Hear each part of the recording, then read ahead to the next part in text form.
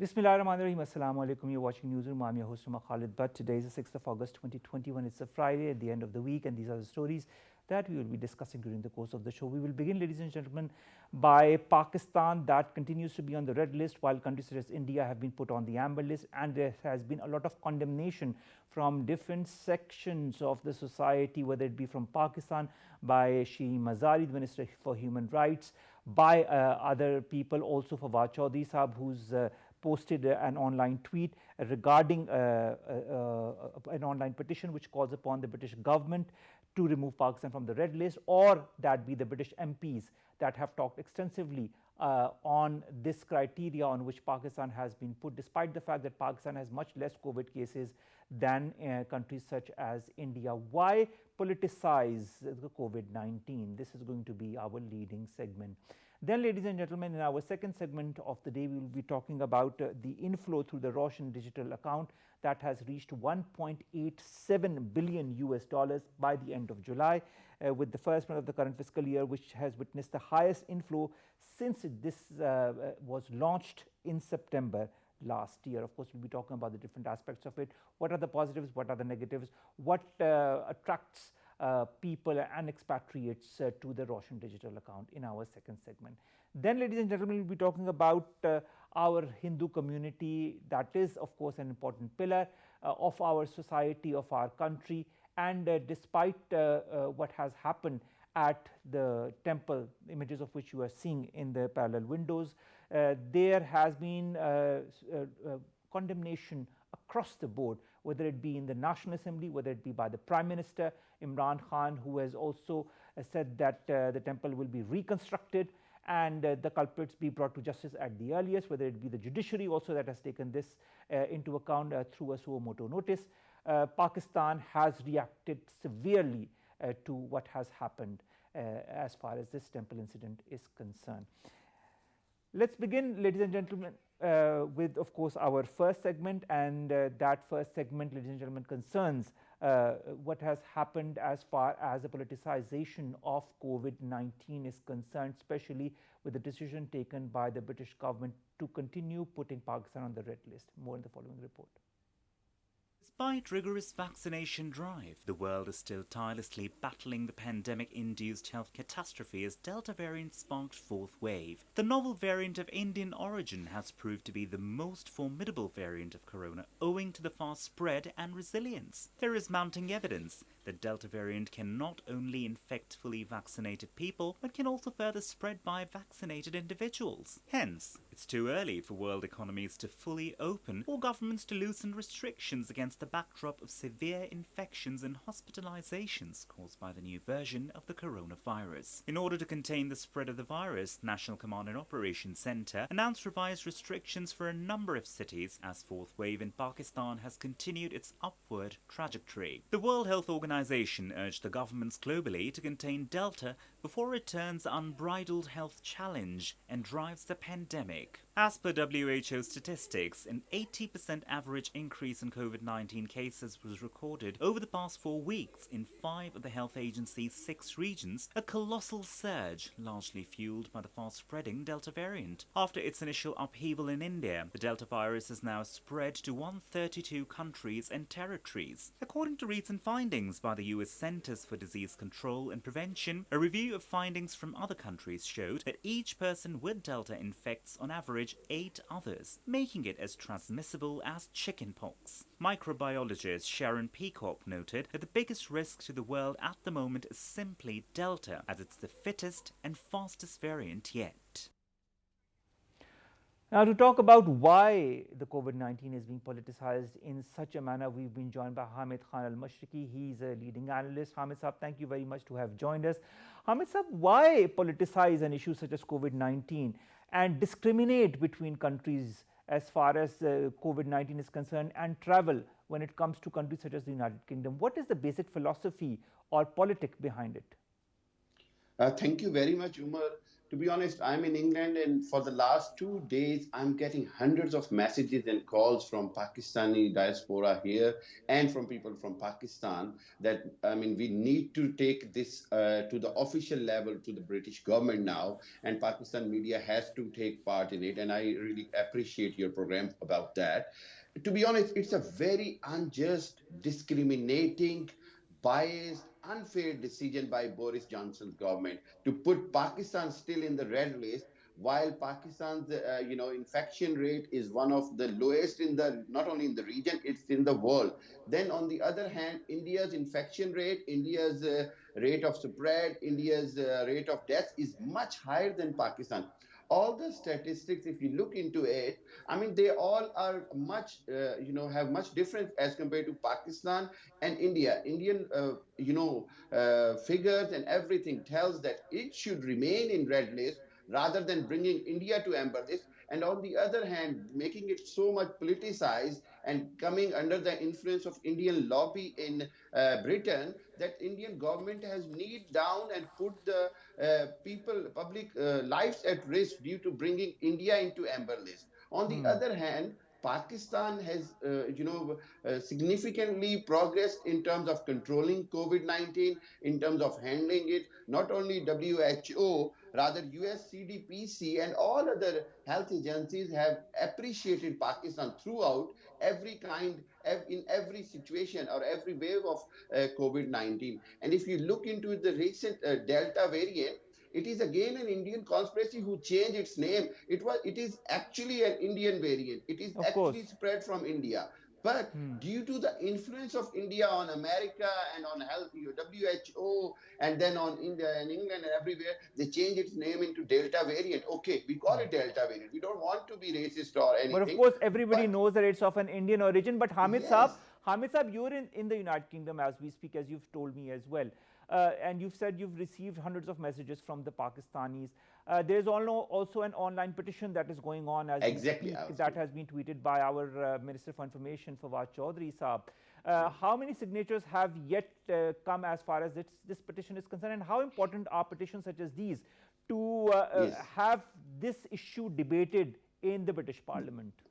Yes, wonderful. We need over 100,000 signatures to be discussed this petition into British Parliament, which it has now already achieved. And there are more and more signatures, and more petitioners are signing this petition. So by law, they have to discuss this matter in this week in British Parliament. First of all, secondly, in some of the main, Pakistani British parliamentarians like Naz Shah, Yasmin Qureshi, and Hmm. others, they have already condemned very openly the biased and discriminatory decision by the Boris Johnson's government.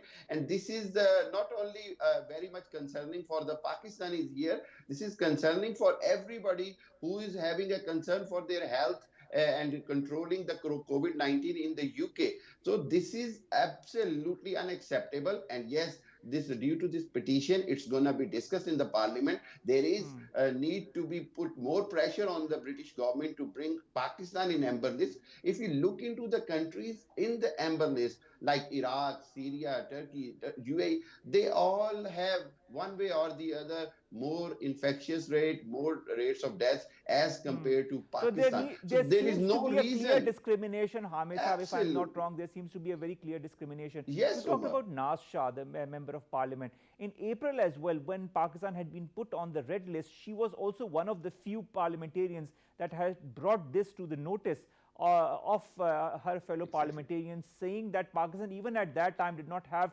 the number of cases to be put on the red list. Despite that, it was, of course, put on that red list, and it continues to be in the red list. Do you feel even the beginning of Pakistan's being put on the red list in April this year was a deliberate attempt? Absolutely, it was a deliberate attempt, and it has, I should say, malintentions. Because, I mean, they made the excuse that because it is too much spreading in India, that's why we are scared that it will spread in the region, and we are putting Pakistan in red list due to spread in India. Now, how unethical it is, how ununderstandable it is that they put India back into amber list. Hmm. I mean, This is the point which Nazia and other parliamentarians are pointing out now, that Tory government have become a party in this issue, while it should not be politicized. It should not come under any influence. And if there is a decision on the basis of the fair figure, not provided by Pakistani agencies, not provided by any other, provided by the international, organizations, including WHO and other agencies, Pakistan was never, at that much risk where it should have been put on the red list. And despite of all that things, now what they have done is they have increased the amount of quarantine in the hotel from £1,750 And you to know, there's this added expense as £2,250. well, Hamid Yes, Saab. This is that's what I'm saying. for a normal person coming from Pakistan. Exactly. I Exactly. mean, this is a huge expense. I mean, this Umar, is not something that we can put on a in side. the hotel for 10 days when I came here 1.5 months ago. I had to quarantine 10 days in the hotel, and I don't want to discuss about the facilities and questions raising about the facilities and services provided by the hotel. It is absolutely below the standard. On top of it, British government is increasing the charges and rates and everything. It is absolutely, not acceptable. And I'll tell you, everywhere in England, everywhere in UK, people are really very much concerned with the decision of Boris Johnson's government, and it is affecting the reputation of Tory government, which is already built, that it is coming under the Indian influence because of Priti Patel and other Indian, influential in the Tory government. But I mean, it will affect in long term, it will affect the British system, it will affect the British government, and it will affect the British culture, where there is always a belief that they take the decision mostly basis on the fairness. But this is the decision has raised all the questions. And I mean, one last thing I would like to say, that if they will not take the Pakistan off the amber list, there will be a very strong, message in the parliament now, and they will face even voices from its own Tory party parliamentarians, where they are saying that they have their concerns about the decision of Boris Johnson. Hamid Saab, I'd like to quote Grant Shapps, who's the British Secretary for State for Transport, and his tweet, in which he said, while it's right we continue our cautious approach, it's great news to open more destinations for people wanting to connect with families, friends and businesses. Aren't you curtailing that very thing from a country that does not have that number of cases by not letting the families unite? We know there are a lot of Pakistani families that reside in Manchester and other cities of the United Kingdom. And not only that, there are a lot of students that are getting their education in the United Kingdom as well, and so on and so forth. You are deliberately putting them on a side in favor of others who are more at a risk of transmitting the COVID-19 in your country. Exactly. There are more than over 1.3 million legal Pakistanis in the United Kingdom, where they frequently travel from Pakistan to here, and they are all suffering because of this unfair decision of British government, and there is no justification for that decision. And if they really think that their efforts are to making the families united again, what about the Pakistani families? Exactly. What about the Pakistani students? What about those students who are waiting for their graduation ceremony in September, and they want their parents to come and celebrate their graduation here in the universities and colleges? What they gonna do? They're gonna pay for £2,250 each. It is unfair. And then on the other hand, there are some parents are feeling not well. Some people wants to see their kids or family. It is all very badly affecting. I know so many families who have not been traveled to Pakistan, or they have not come from Pakistan to UK because of this restriction, and especially when it costing them too much. On the top of it, a very bad service provided by the hotels. It has all the questions, and I can see that in the longer run, people will go in the courts, and the British government has to justify their decisions. They will have to justify sooner or later. Hamid Saab, one last question. Yasmin Qureshi, Nasha, Sarah Owen, so many MPs that are, of course, talking about this discriminatory decision taken by the British government. Do you feel once it is discussed in the parliament that the British government, in your point of view, will it be able to be forced to make that change in favor of Pakistan? Yes, of course. Eventually, I mean, they are reviewing this list every 7 days nowadays.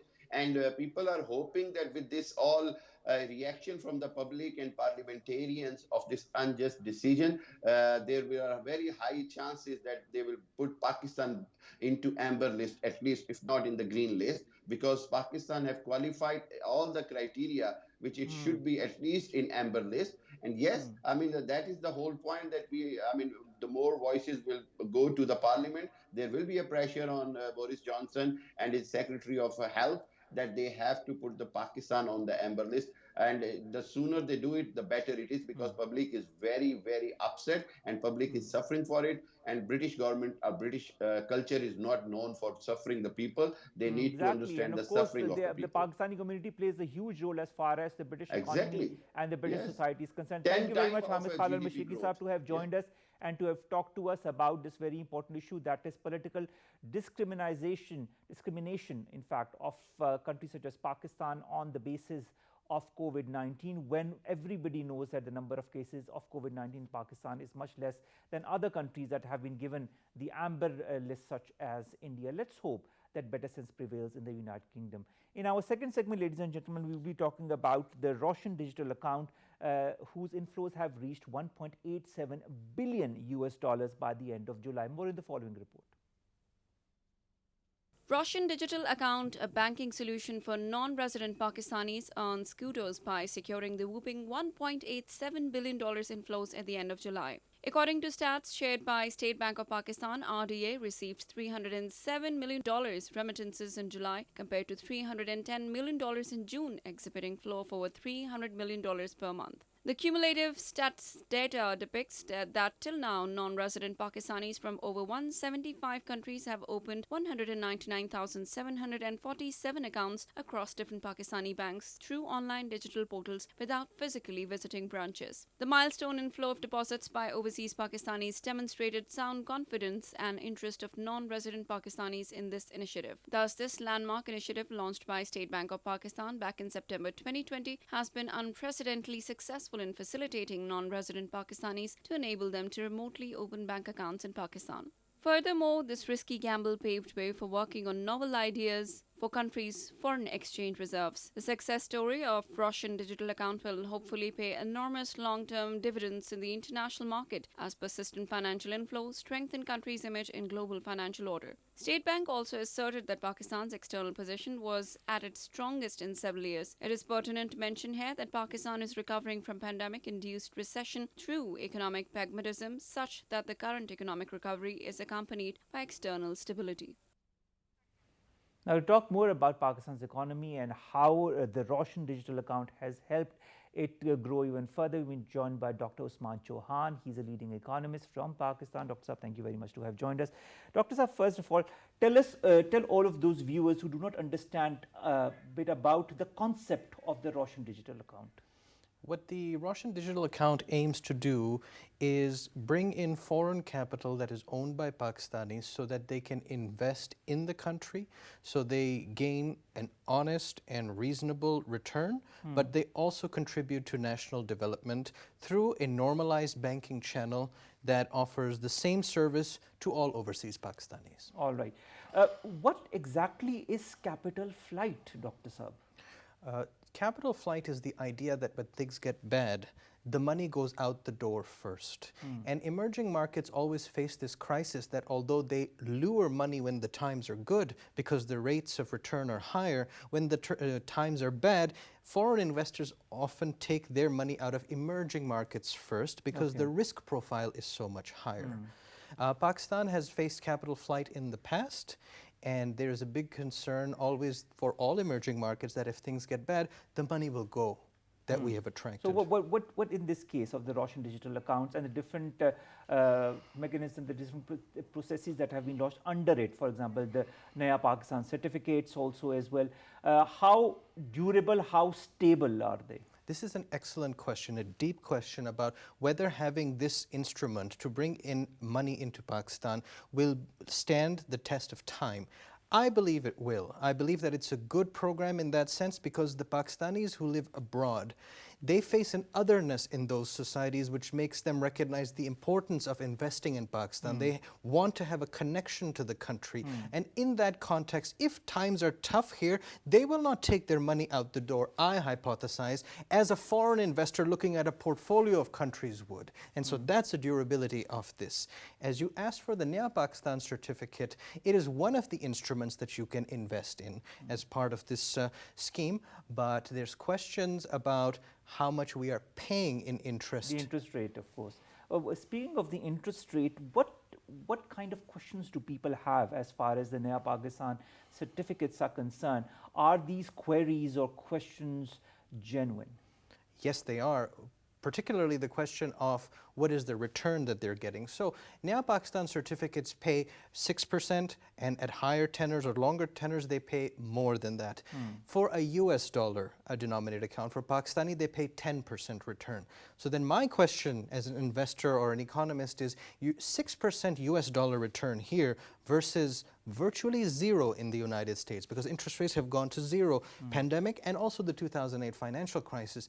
You can just put the money there and get nothing, or you get 6%. 600 basis points return has to be paid by the Pakistanis here, the taxpayer. So in a sense, I believe that it's a transfer of wealth in the long run from Pakistanis living here to Pakistanis living abroad, because somebody has to pay that interest. How is the government going to do it? It's from us. So interest rates are the price of money, and at some point the price of money is too high. All right, how can you balance that out? One thing is to look at the interest rates that you get on currencies abroad or on instruments abroad and make it a lower return, especially if you believe that Pakistanis will invest in this. Maybe you can have a flexible interest rate. Maybe you can have a schedule that different instruments have different interest rates over different tenors that reflects the risk. The problem is that international markets always misprice the risk of Pakistan because of the news flow, the negative image that is generated by our enemies.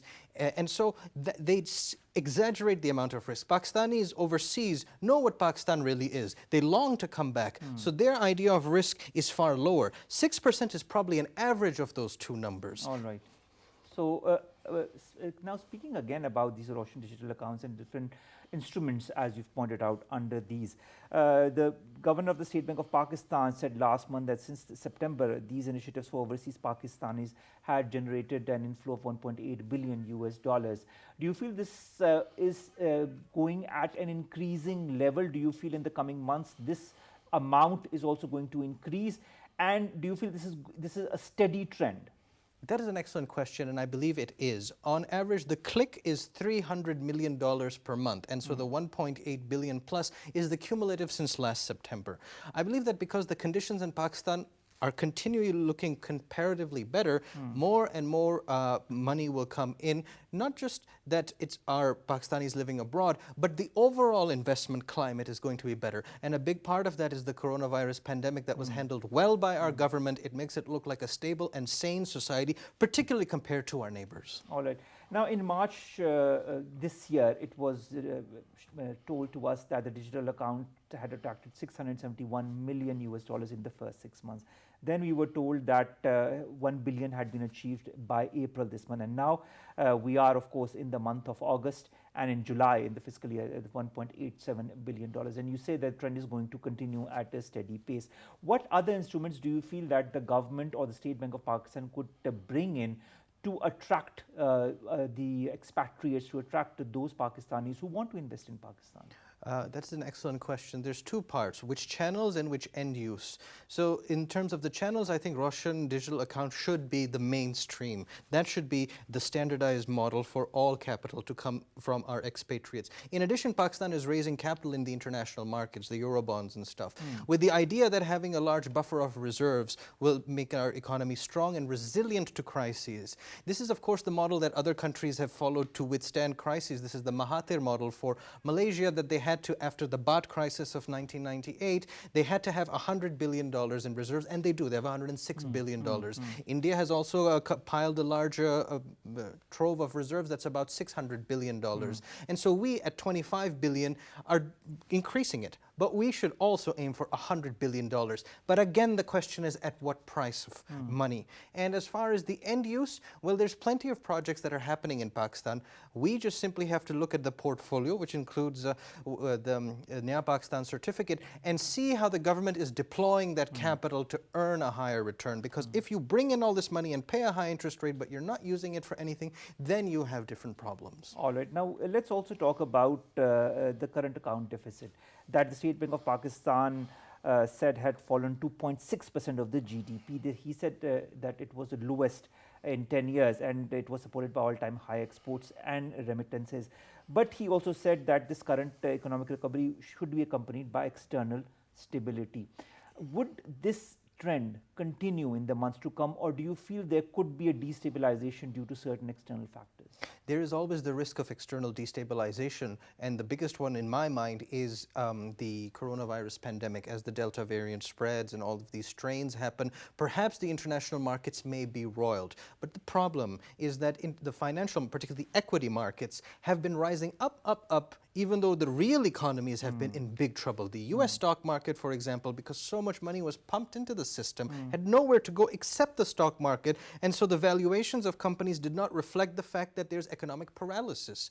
And that's the problem between financial markets today and the reality. And it's very ironic to me because Pakistan here is worrying about a 6% interest rate and this, that, but the world is awash in dollars. That's where the politics comes in. All right. I mean, that's a very interesting point that you've raised. Also, continuing on this whole discussion on the economy, Pakistan's reserve buffers are expected to rise by another $2.8 billion in the month of August. This was also said by the State Bank governor through the IMF's planned new global SDR allocation. Now, when the IMF comes into play, there are a lot of other questions that come into mind as well. Do you feel that the current account deficit for the current fiscal year could be in the range of 2 to 3% as has been enunciated, and much higher than the 0.6% of GDP in the fiscal year 2021? It certainly could. That's because right now it's minus 0.6, but our obligations abroad could change that number. With the IMF's SDRs, this is actually a good thing. This is not the same as us borrowing from the IMF to the external fund, the EFF. That is different. This SDR is a stake in the special drawing rights that all countries have a right to, and this is a reflection of the IMF recognizing that it has to put out more capital as countries require stimulus during the pandemic. Our Prime Minister had advocated strongly for increasing not just the absolute number of SDRs, but the developing countries' portion of the special drawing rights. So I think that is a very good thing because that is a form of exchangeable capital. You go to the IMF and you can exchange the SDRs for dollars in an emergency. So that is a good thing. All right. Also, Pakistan needs up to $20 billion for external payments in the fiscal year 2022, which is, of course, the reason for the higher current account deficit. Do you feel that these payments are achievable? And if so, do you feel there could be certain factors that could boost them? Absolutely. One thing that is good is the exports. The good thing is the remittances. And then this Roshan Digital Account also plays a role in that as part of the channel of money coming through. Our remittances are strong, although people at the beginning of the pandemic last year predicted that people would lose their jobs abroad and wouldn't send money. But actually, they have been quite resilient.